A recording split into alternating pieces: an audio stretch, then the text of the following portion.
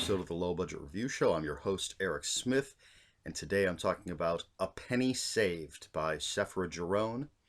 Hopefully I've said that correctly. It's a novella from Sam Hain Publishing. As with all of their novellas, it's only available in ebook, so I don't have anything to hold up and show you. If you want to check out the cover again, just go back to that picture at the beginning of the video. Now I'm going to do something a little different. I'm going to read the back cover copy for this book. What would be the back cover copy if it were a physical book that had a back cover? So please bear with me for a moment. There's a reason I'm doing this, but I want you to know exactly what it says about this book on the back cover. So here it is. It says, "She'll pay with her body and soul. Find a penny, pick it up. The rest of the day you have good luck. A penny saved is a penny earned. But what if that penny is the price of your soul?" Cora hoards pennies, and why not? Pennies have been obsolete in Canada for years, so to find one is rare. Unfortunately, Cora's obsession has conjured a demon who requires payment for the deals he can make for her. Cora rises up through the business world as promised, but at what price? There's a special place in hell for some people, and Cora's spot has been reserved. So that's what it says on the back cover. And I don't find this to be the most accurate description. It does not in any way, shape, or form prepare you for what this story is. And I think I can sum it up with a new title, which would be 50 Shades of Faust. Is there anybody who doesn't know 50 Shades of Grey at this point? So really what this book is about, well, I guess I'm going to get a little spoilery. So Cora is the main character, and she collects pennies. And at the very beginning of the story, she finds a penny on the street. She picks it up, and she starts having visions or dreams or episodes or whatever experiences, whatever they are. So that happens. These weird, demonic, supernatural things happen. And then she gets up and she goes to work. We're introduced to a few more people. She flirts with one of her bosses, a guy named Henry, and he basically asks her out to dinner. They realize, or she realizes, that she met him back when she was in college, in the goth scene, and there's barely a seduction. Basically, they just sort of dance around the subject, and he gives her a master submissive contract, a BDSM bondage contract, whatever it's actually called. She ends up signing it. She has to sign it in blood and another bodily fluid, and it starts this crazy, intense bondage relationship. And throughout all this, she's still having these weird visions or experiences or whatever they are. Sometimes in the middle of these intense experiences, she'll see a demon standing in the corner watching. And she starts moving up the corporate ladder. And the BDSM gets more intense until the grand finale where the supernatural really kicks in. I'm trying not to be too spoilery. But that's essentially what goes on in this story. And I wasn't a big fan. First of all, the BDSM stuff, I can take it or leave it. I don't rush out to the bookstore looking for the latest in bondage fiction, but I don't shy away from it either. It doesn't offend me. I have plenty of books that have this theme, and I mean, it all, as with everything, it comes down to how it's written. The sex scenes there are plenty of them and they're plenty graphic, are well written. So that's not a problem. But the story overall just didn't seem to flow for me. Um, it was, there were points where it felt like everything that wasn't a sex scene was just there to connect the sex scenes together. Um, it didn't feel like it flowed naturally. I don't know how else to put it.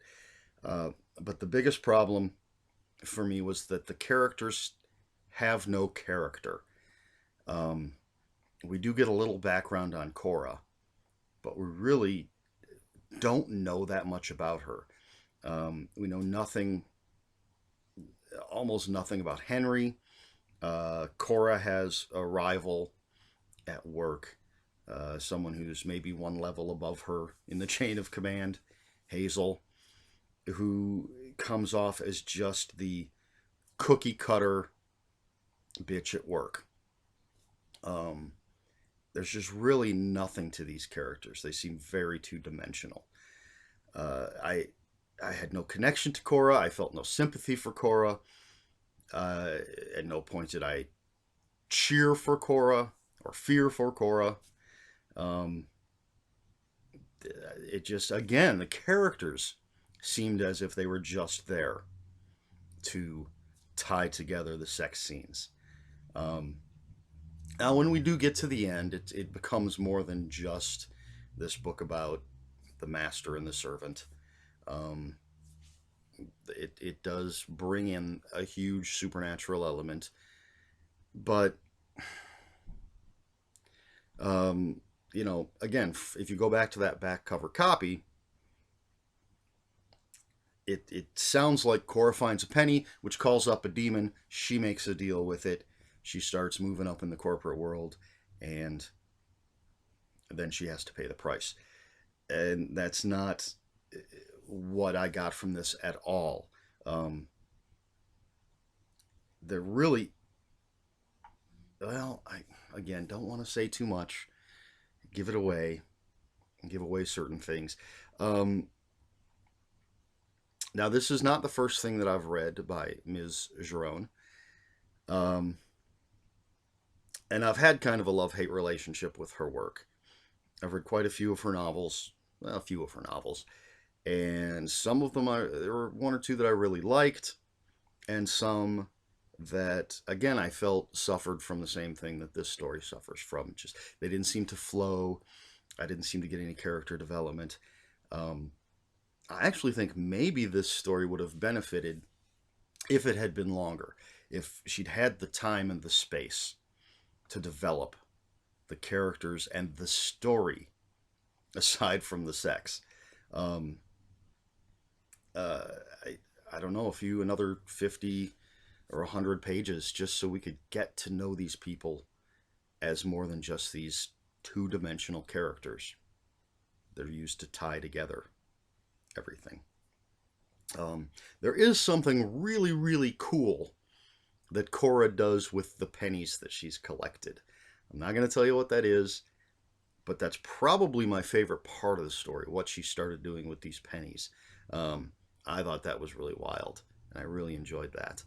But other than that, it's just, for me, it falls flat, especially, and for something that's supposed to be um, so, oh, I can't think of the proper word, titillating. I don't know.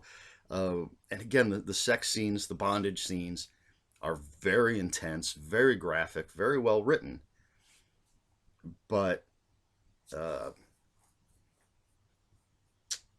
this isn't the best analogy, but for those of you who have seen porn, you have those porn movies that try to have a storyline, and it's, again, I've said this a couple of times, it's just something that's tying together the sex scenes.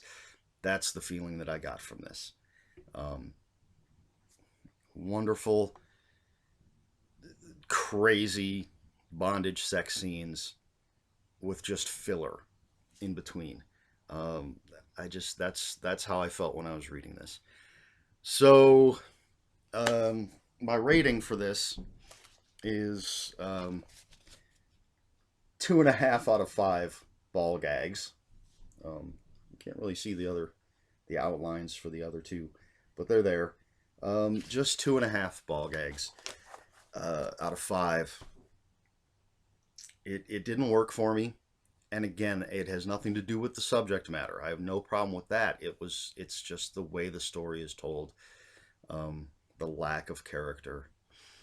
So, if you want to read some great bondage stuff, and I hope I'm not misusing these terms too horribly, um, but if you want to read some great scenes of bondage, something much much better, better writing than 50 Shades of Grey, as far as that goes, then by all means pick this up. But if you're looking for something a little more, if you want character the way I want character, if you want more story the way that I want more story, then I'd have to say you should take a pass on this. Um, that's the way it goes sometimes. Not everyone can be a winner. 2.5 out of 5 ball gags, for a penny saved. Uh, as always, I will have links for the book in the description below for those of you who are curious. It's definitely an adult story. No kids allowed. But I will have the links for that in the description below. If you have any comments, questions, or corrections, please put them in the comments below. Please like, share, and subscribe. I really don't have anything else to say about this one. Unfortunately, it was a miss for me. So this has been the Low Budget Review Show. I have been Eric Smith, and until next time, read more books.